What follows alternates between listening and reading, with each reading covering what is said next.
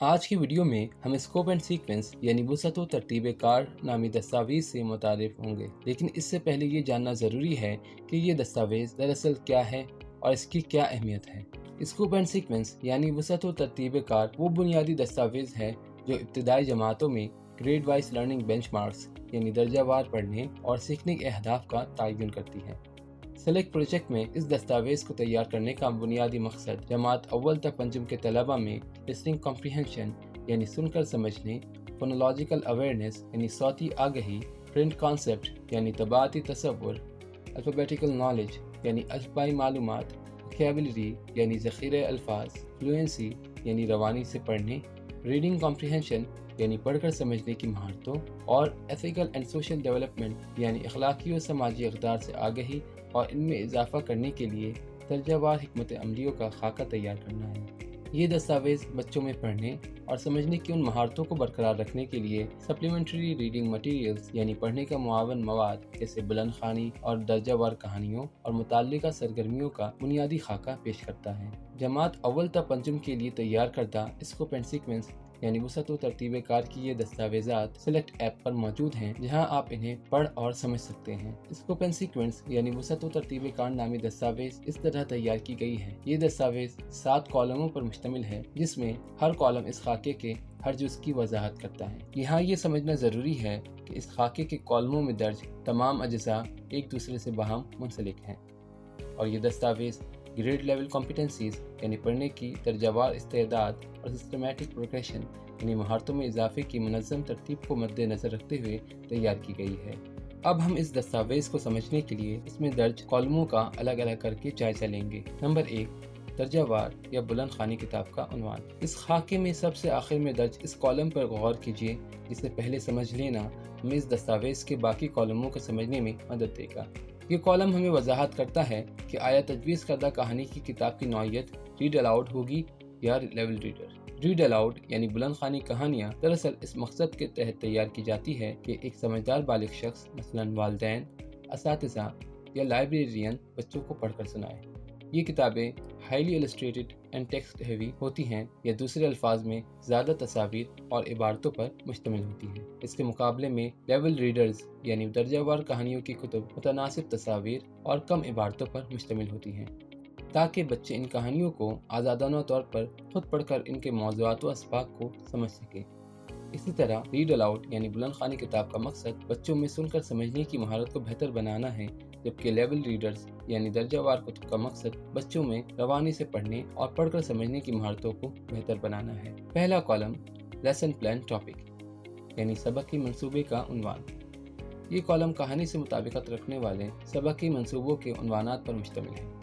یہ اسباق فلوئنسی یعنی روانی، لسننگ اینڈ ریڈنگ کمپریہنشن یعنی سن اور پڑھ کر سمجھنے کی مشقوں، لینگویج کمپریہنشن یعنی زبان شناسی، کریٹیو رائٹنگ اینڈ ایکسپریشن یعنی تخلیقی لکھائی اور اظہار خیال، تھیم کمپریہنشن یعنی موضوع فہمی، سمپل اینڈ انفرنشیل کویشچن آنسرز یعنی سادہ اور بلند ذہنی سطح کے سوال و جواب کی تفہیم پر مبنی سرگرمیوں پر مشتمل ہے۔ یہ اسباق 2018 کے منظور شدہ اردو اور سندھی کے نصاب کے عین مطابق ترتیب دیے گئے ہیں۔ اگلا کالم لینگویج کمپیٹنسیز یعنی لسانی استعداد پر مشتمل ہے۔ یہ کالم اس بات کی وضاحت کرتا ہے کہ کسی بھی لیسن پلان یا سبق کی منصوبے میں دراصل کون سی مہارت کا احاطہ کیا جا رہا ہے، یعنی کوئی بھی سبق کی منصوبہ روانی سے پڑھنے، سن کر سمجھنے، پڑھ کر سمجھنے، زبان شناسی، تخلیقی لکھائی، تقریر، موازنہ، اظہار خیال، سادہ یا بلند ذہنی سطح کے سوال و جواب کی تفہیم جیسی مہارتوں میں سے کسی ایک یا ایک سے زائد مہارتوں پر مشتمل ہوگا۔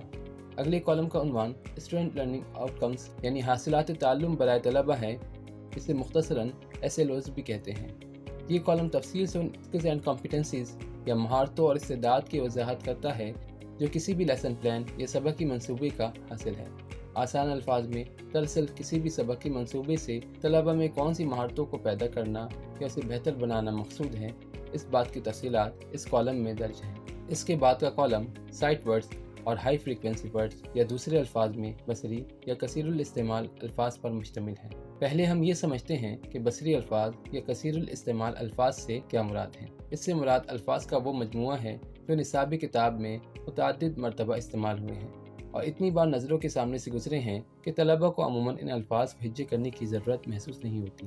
मसलन हैं, के, वो, लिए, तुम, चाहिए वगैरह। इस कॉलम में दर्ज साइट वर्ड्स और हाई फ्रीक्वेंसी वर्ड्स यानी बसरी या कसीरुल इस्तेमाल अल्फाज की दोहराई ना सिर्फ इन इब्तदाई जमात की इन दरसी कुतुब में हुई हैं, बल्कि इन अल्फाज को इन तजवीज़ करदा किताबों में भी शामिल किया गया है। अगला कॉलम डिकोडेबल अल्फाज पर मुश्तमिल है।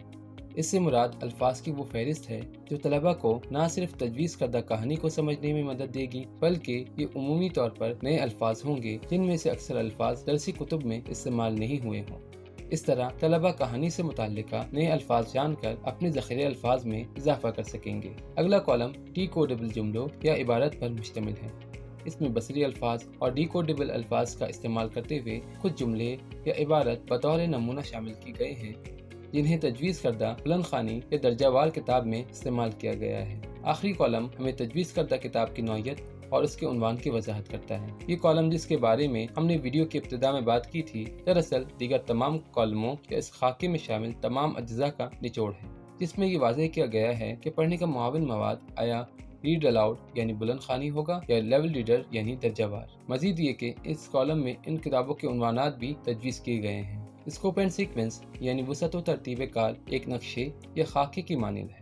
इस दस्तावेज़ की वसअत हमें बताती है कि इब्तदाई दर्जों में किस सतह पर तलबा को पढ़ने की किस महारत को सिखाने की ज़रूरत है, और इसकी तरतीब कार हमें बताती है कि इन महारतों को हासिल करने के लिए क्या हिकमत अमली इख्तियार की जाएगी, क्योंकि ये नहायत ज़रूरी है कि तलबा में पढ़ने की महारतें मरहलावार पैदा की जाएँ। अपनी गुफ्तगू को समेटते हुए हम कह सकते हैं कि स्कोप एंड सीक्वेंस यानी वसअत व तरतीब कार के दस्तावेज़ जो हमारे तलबा में पढ़ने की महारतें पैदा करने और इनमें इजाफा करने की हिकमत अमली पर मुश्तमिल बुनियाद फराहम करता है। इस मकसद में हमारे साथ रहने का शुक्रिया।